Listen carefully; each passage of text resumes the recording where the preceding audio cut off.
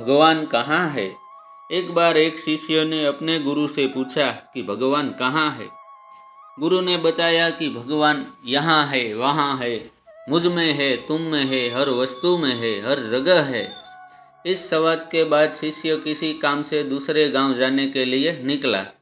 रास्ते में चलते समय उसने देखा एक हाथी काफ़ी तेज़ी से दौड़ता हुआ उसकी तरफ आ रहा है और हाथी पर बैठा महावत जोर जोर से चिल्ला रहा है कि रास्ते से हट जाओ, हाथी पागल हो गया है।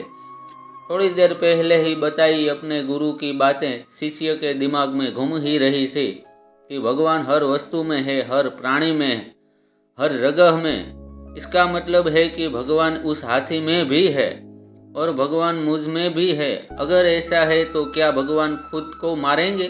बिल्कुल नहीं, अपने रास्ते से नहीं हटा।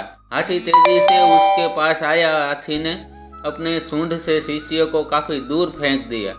खुशनसीब होने के कारण शिष्य पास की नरम माटी में गिरा, इसलिए उसे ज़्यादा चोट नहीं आई। इस घटना से शिष्य थर-थर कांपने लगा और काफ़ी डर गया। वह सोचने लगा कि गुरुजी ने तो बताया था, क्या वह झूठ था? गुरु ने मुझसे झूठ क्यों बोला?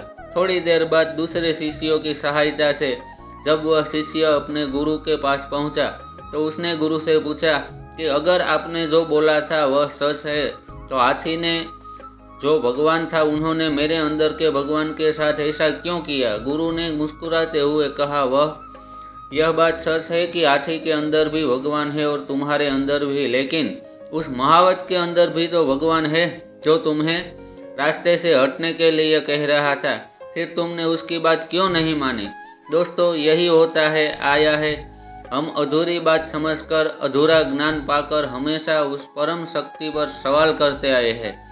जिस दिन हम उस संपूर्ण ज्ञान को अच्छे से समझ लेंगे उस दिन हमें बिना किसी बात के